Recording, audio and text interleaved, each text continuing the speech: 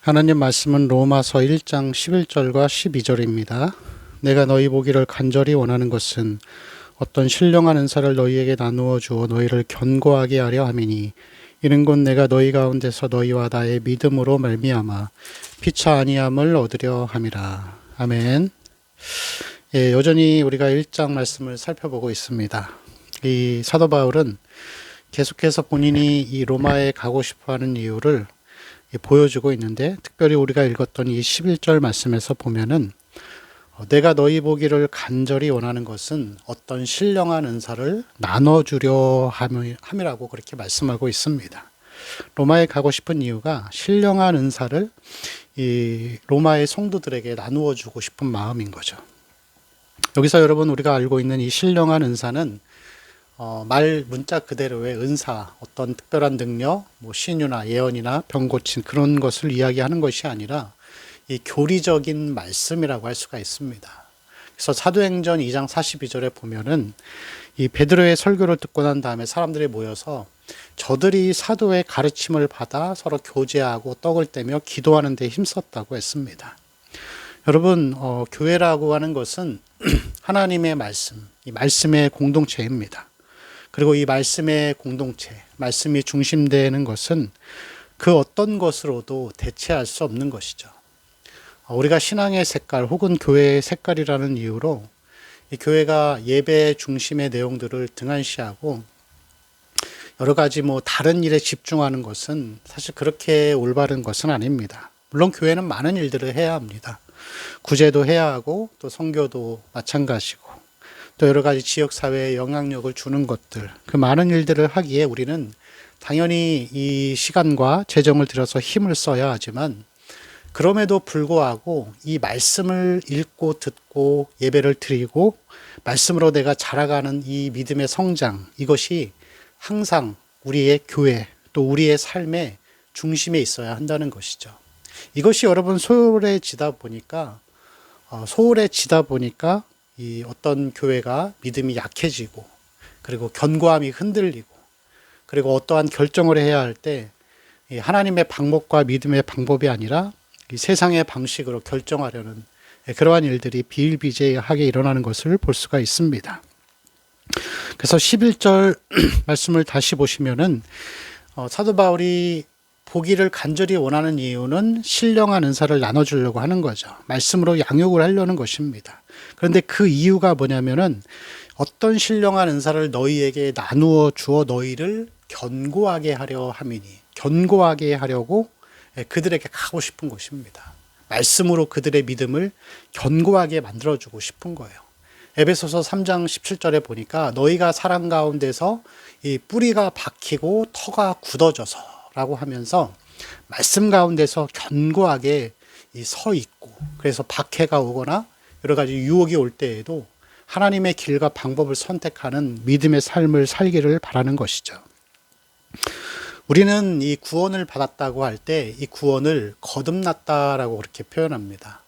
예수님이 니고데모 이 율법사 바리새인과 대화를 할 때에 이렇게 말씀하시죠. 사람이 거듭나지 아니하면 하나님 나라에 갈 수 없다. 그래서 니고데모가 그 말을 이해를 못하는 겁니다. 문자적으로 해석해서 거듭남, 그럼 어떻게 사람이 다시 어머니의 태에 들어갈 수 있겠습니까? 태에 들어갔다가 다시 나오는 개념으로 이해하는 것이죠. 그럼 여러분, 거듭남은 쉽게 설명하면 어떤 단어로 표현할 수 있죠? 태어나는 것, 출생이잖아요. 다시 태어나는 것입니다. 근데 여러분, 이 구원은 태어난 거예요. 우리가 처음에 예수를 믿고 하나님이 우리를 의롭다 하셔서 자녀 삼아 주시고 영생을 주신 이 모든 과정들은 이제 태어난 거예요. 출생한 거예요. 근데 많은 그리스도인들이 그냥 거기서 신앙생활이 끝나는 것처럼 생각을 하고, 그 다음에 나는 구원을 받았으니까 더 이상 그런 말씀의 어떤 성장 견고함보다는 그냥 교회 안에서 사람을 만나고 교제하고 또 봉사를 하고 어떤 외적인 헌신을 하는 것에 쉽게 이렇게 그것에 집중하는 경향들이 많이 있습니다. 여러분, 그렇지만 하나님은 그렇게 생각하시지 않습니다. 하나님은 구원을 받은 것만큼이나 구원을 받은 자기 자녀들이 성장하는 것을 굉장히 중요하게 생각하십니다. 그래서 이 성경의 특별히 신약의 내용들을 보면은 뭐 하나님 나라의 비유도 마찬가지고 뭐 씨 뿌리는 비유, 그리고 겨자씨의 비유, 이런 것들도 다 이 성장, 성화, 거룩, 성화, 이 현재적인 구원이 이루어져 가는 과정들을 굉장히 중요하게 여기는 것을 볼 수가 있습니다. 우리가 이 과거의 구원과 현재의 구원을 이렇게 비유할 수 있습니다. 어떤 사람이 운전을 하고 가다가 갑자기 크게 사고가 났습니다. 피가 막 철철 나오고 당장에 언제 죽을지 모르는 위급한 상황인 거예요. 근데 앰뷸런스가 누가 신고를 했는지 엄청 빨리 와서 그 사람을 이 앰뷸런스 구급차에 실었습니다. 그리고 거기에서 일시적으로 응급 처방을 하는 거죠. 그리고 어디를 가죠? 병원을 가기 위해서, 병원에 갈 때까지 살려두기 위해서 응급 조치를 하는 것입니다. 그럼 우리가 여러분 과거에 구원받았다라고 하는 것은 이 앰뷸런스에서 살기 위한 최소한의 조치를 이야기하는 거예요. 그럼 거기서 끝나면 이 환자는 어떻게 되죠? 보장할 수 없습니다. 그러면 이제 병원에 가요. 병원에 가서 이제 입원을 하게 되고, 뭐 수술을 해야 되면 수술을 하고, 뭐 어디가 골절되었으면은 뭐 기부스를 하고, 이 많은 시간 동안 이제 회복의 시간을 갖습니다. 치료와 회복의 시간을 갖는 거. 이게 우리가 구원을 받은 이후에 하나님 나라에 갈 때까지 해야 되는 일들인 거예요. 그리고 퇴원하게 되면 다 난 거잖아요. 퇴원은 하나님 나라에 들어간 거예요. 영화라고 할 수 있습니다. 그래서 이러한 병원에서 치료받는 영적인 처방의 과정들은 굉장히 중요한 부분이죠. 그리고 우리가 하나님의 말씀으로 이 믿음이 자라가고, 또 어떠한 이 사도 바울의 말씀과 같이 견고하게 되어가는 일들은 하나님의 입장에서 볼 때 그건 굉장히 중요한 부분입니다. 여러분 생각해 보세요. 자녀가 태어나면 너무 기쁘잖아요. 그 해맑은 아기의 얼굴을 보면서 감격하고 눈물도 나더라고요. 근데 이 아이가 안 자라는 거예요. 아니, 잘하긴 잘하는데 지적인 능력이 떨어지는 거예요. 그럼 그 부모에게 제일 큰 고통은 자녀가 성장하지 않는 것입니다. 그래서 믿음으로 견고하게 되어지고 우리의 삶이 하나님의 말씀을 통하여서 계속적으로 자라가는 것은 굉장히 중요한 문제라고 할 수가 있습니다. 뭐 제가 한번 뭐 그렇게 마음속으로 질문을 드려보겠습니다. 여러분은 우리를 구원하신, 나를 구원하신 예수님에 대해서 쭉 설명해 보실 수 있겠습니까? 어떠한 연유로 오셨고, 또 어떠한 과정을 밟으셨고, 또 어떠한 결과를 통하여서 또 어떠한 이 궁극적인 결과를 이루셨는지, 우리는 이것을 구원받은 이후에 하나님 나라에 갈 때까지 계속 알아가는 과정을 거쳐야 하는 것이죠. 이 사도 바울은 이 복음을 전하고 하나님을 주 예수를 믿으라고 말했지만, 그것을 선포하고 다녔지만 동시에 뭐 두란노 서원이나 이런 곳에 가서 이 제자들을 양육하는 일에도 힘썼던 것을 볼 수가 있습니다. 성경은 온통 이 하나님에 대한 이야기로 가득 차 있습니다. 우리가 알고 있는 이 처음에 받았던 이 구원의 가장 간단하고 긴급한 이 진리의 내용들을 아는 것에서 우리가 끝나면 안 되고, 매일의 말씀과 예배를 통하여서 믿음이 계속해서 성장해가는 삶이 되어야 합니다. 하나님이 세상을 창조하셨습니다. 그것을 계획하신 분은 우리 하나님이시죠. 그리고 인간들로 하여금 아담과 하와에게 하나님의 형상으로 모든 만물을 다스리고 생육하고 번성하라 하셨지만, 그들은 일시적으로 순간적으로 죄에 빠지게 되었습니다. 그래서 여러분, 구약에는 하나님의 심판, 죽음과 여러 가지 이 심판의 결과들이 나와 있습니다. 그러나 하나님은 공의로우시지만 또한 사랑하시기 때문에 그들이 계속해서 죄를 짓고 돌이킬 수 없는 상황으로 떨어져도 그들에게 다시 손을 내미시고 다시 이 하나님의 사랑의 품으로 품어주십니다. 구약의 모든 내용들을 보면은 하나님의 구원에 대해서 설명하지만 또한 인간이 죄에 대해서 얼마나 타락해 있는지, 그리고 인간 스스로는 이 죄를 해결할 수도 없고 구원의 길로 갈 수도 없다라는 것을 보여줍니다. 그래서 구약의 내용은 하나님의 심판과 인간의 철저한 무능력을 보여주는 것이죠. 그리고 그러한 가운데에서 유일하게 이 구원을 이룰 수 있는 방법은 인간이 어긴 율법을 인간이 와서 이 율법을 완전히 성취해야 합니다. 그러나 인간은 그것을 할 수 없기 때문에 하나님이 사람이 되고 인간이 되셔서 성육신하심으로 이 땅에 오셨습니다. 그분이 행하신 일들을 처음부터 여러분 잘 생각해 보세요. 아이였을 때, 공생의 사역을 하기 전에 40일간의 이 금식과 또 시험과 또 제자들을 불러 모으시고 그 가운데 많은 비유와 가르침들과 기적들을 행하시면서 하나님 나라는 이런 것이다. 그리고 그러한 많은 일들로 인하여서 대중들로부터 많은 인기를 얻었지만 그러나 동시에 많은 핍박과 수모와 어려움들을 당하셨습니다. 그리고 마지막에는 제자들도 다 떠나가는 그 상황에서 십자가에 죽으시고 그러나 죽음에서 끝나지 아니하시고 부활하심으로 이 땅에 구원의 길을 여셨습니다. 그리고 그 이후에 하시는 이 성령님께서 하시는 일들은 또 어떤 것들이 있는지, 그리고 이제 사도행전 로마서부터 이어지는 그럼 교회는 어떤 곳인지, 그리고 교회를 다니는 성도들의 삶은 어떻게 살아가야 하는지, 종말을 대비하는 우리의 모습은 어떠해야 하는지, 이것을 우리가 구원받은 이후에 견고해지기 위해서 계속해서 말씀을 먹고 묵상하고 되새기고 사고하는 이 훈련들을 해나가야 하는 것이죠.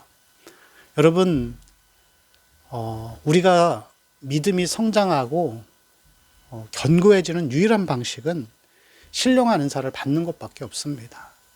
하나님의 말씀을 통해서만이 우리는 하나님 앞에서 이 세상에서 하나님을 등지지 않고 하나님 배반하지 않고 살아갈 수 있는 것이죠. 그것은 말씀으로만 가능한 것입니다. 믿음은 들음에서, 들음은 하나님의 말씀으로 말미암는 것이죠. 특별히 여러분, 우리가 이 말씀을 우리 마음의 중심에 늘 두고서 성경을 읽는 것부터 시작해서 예배를 드리고 또 성경을 공부하는 것까지 그것을 굉장히 중요하게 생각하고 그것에 많은 시간과 또 에너지를 드리는 삶이 되어야 할 줄로 믿습니다. 교회는 말씀의 공동체입니다. 믿음의 구원에서 끝나는 것이 아니라 구원의 성장과 또 하나님 나라를 바라보는 삶으로 나아가야 할 줄로 믿습니다. 특별히 오늘 또 사도 바울은 말씀을 계속 이어가고 있습니다. 그러면서 은사를 나눠줘서 견고하게 하려 하는 이유가 또 있어요. 견고하게 하는 이유가 12절 그 다음 절에 나오는데, 이는 곧 내가 너희 가운데서 너희와 나의 믿음으로 말미암아 피차 아니함을 얻게 하려 함이라고 말씀하는 것이죠. 피차 아니함을 얻는다. 서로, 피차라는 것은 서로잖아요. 서로 아니함, 위로와 소망을 얻게 한다는 것입니다. 여러분, 이것은 다시 사도행전 2장 42절에 나오는 저희가 사도의 가르침을 받아 떡을 떼며 교제한다라고 말씀하시죠. 그래서 이 교제, 영적인 교제를 이야기하는 것입니다. 하나님과의 말씀을 통해 소통한 다음에 이 말씀을 깨달은 자들이 말씀으로 서로 교제하며 나누는 거예요. 그게 십자가의 원리잖아요. 하나님과의 교통, 성도와의 교통. 이 사도신경에 나오는 성도의 교통도 이 다 영적인 교제를 이야기하는 것이에요. 여러분, 교회에서 우리가 이 교제라고 하는 것은 사담을 나누는 것을 이야기하는 것이 아닙니다. 물론 그것도 할 수 있습니다. 뭐 어떻게 지냈냐, 건강은 어떠냐, 자녀들은 잘 지내냐, 그런 얘기는 할 수 있는데 그런 것이 중심이 돼버리면 안 돼요. 그럼 세상과 똑같은 것입니다. 이 교회가, 제가 언젠가 한번 얘기했지만, 교회가 건강한 표지 중에 하나가 성도들이 예배를 드리고 난 다음에 교제하는 교제 내용, 그것을 보면 돼요. 맨 세상 얘기, 자랑 얘기 하는 교회들은 사실 말씀이 건강하지 않은 겁니다. 그러나 여러분, 진짜 말씀을 듣고 깨달은 자들은 서로가 이 말씀을 통해 나눠요. 나누면서 서로 위로를 받는 거예요. 아, 이렇게 살면 세상에서 미련한 사람 취급받고 왕따 당하고, 그럼 이 길을 가야 되나 긴가민가 하고 있는데 같은 고민을 하는 사람이 있는 거예요. 그러면 그 사람과 뭔가 교제를 하면서 서로가 위로를 얻고 힘을 얻고, 그래, 내가 잘못된 게 아니었어, 계속 이 길을 가야지 하면서 그 길을 가는 것입니다. 저도 예전에 이 신학교를 다니고 공부를 할 때는 같은 이 청교도 신학을 너무나도 사랑하던 그런 친구들이 있었습니다. 그래서 같이 만나서 뭐 쉬는 날에 일정한 장소에 모여서 아침 9시, 8시, 9시부터 나와서 함께 이야기를 나눕니다. 많이 고민했습니다. 책을 함께 읽고 나누면서 이 정말 우리가 목회를 어떤 식으로 해야 할지, 말씀을 어떤 식으로 전해야 할지 함께 고민하면서 하다가 보면은 시간 가는 줄 모르는 거야. 그럼 아침에 8시, 9시에 만나서 저녁 9시까지 12시간을 함께 이야기를 나누면서 위로를 받는 거예요. 여러분, 우리 안에 그러한 사람들이 옆에 있어야 합니다. 말씀을 같이 나누고 그 말씀을 통해 서로 피차 아니함을 얻는 삶. 그러한 은혜가 이 성도의 복이 우리 모두에게 있기를 축원합니다. 특별히 이 피차 아니한다라고 하는 이 단어에는, 이 문장에는 또 다른 의미가 숨겨져 있습니다. 사도 바울은 피차 로마의 성도들과 서로 위로받고 위로해 주기를 바랬는데, 잘 생각해 보세요, 여러분. 사도 바울은 어떤 사람이죠? 바리새인이고 율법사이고 로마 사람이고 군인이었고 다소 시민이었고 뭐 초엘리트죠. 그러나 이 로마에 있는 성도들은 어떤 사람들이었죠? 귀족도 있었겠죠. 뭐 시민들도 있었고 상인들도 있었지만 그에 반해 노예들도 있었고 여성들도 있었고 아이들도 있었을 것입니다.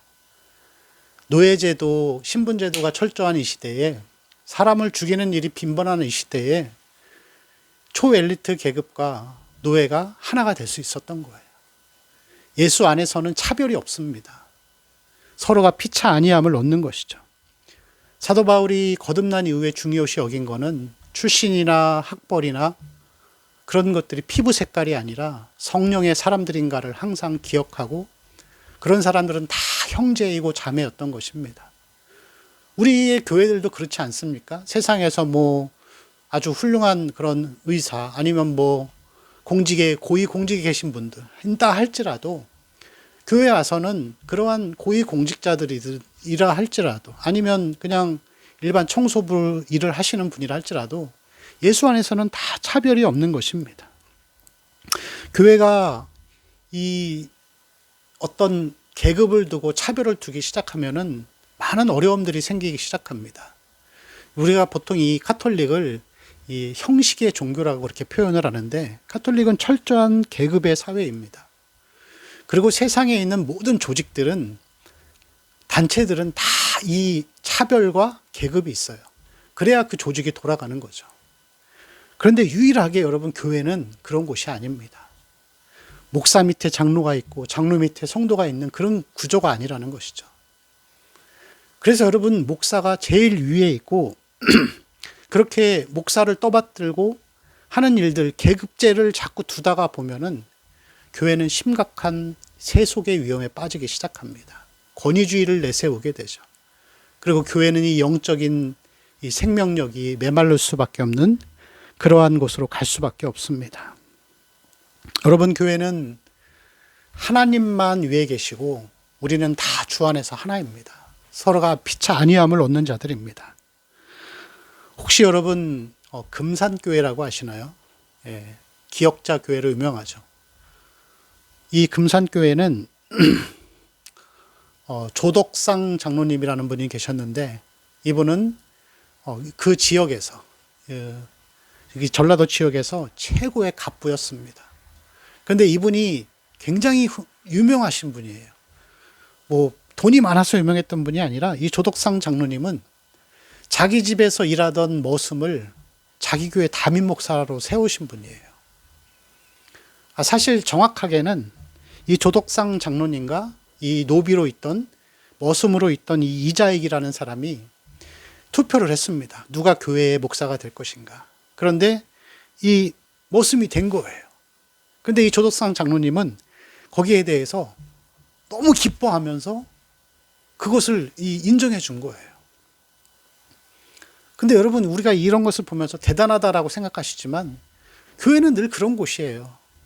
교회가 너무나도 제도화되고 구분을 짓고 권위를 내세우다 보니까 그게 당연한 듯이 우리가 알고 살아가지만, 교회는 피차 아니함을 얻는 곳입니다. 목사나 장로나 성도나 어린아이들이나 주 안에서는 주님만 계시고 우리는 함께 위로함을 받고 함께 삶을 나누고 함께 가족과 같이 지내는 자들인 것이죠. 여러분, 교회는 또 다른 가족입니다. 하나님과 우리가 부모 자녀로서 지내듯이 우리의 삶도 그러한 영적인 축복과 은혜가 가득한 우리 성도들의 삶이 되시기를 축원합니다. 그리스도 안에서 피차 아니함을 누리고 말씀 안에서 견고하게 세워져 가는 우리 성도들의 삶이 되시기를 축원합니다. 기도하겠습니다. 주님, 우리에게 이 진리 가운데에서 피차 아니함을 얻고 또 말씀을 따라 계속해서 성장해가는 견고한 신앙으로 자라갈 수 있도록 우리를 인도하여 주시옵소서. 감사하며 우리 주 예수님의 이름으로 기도합니다. 아멘.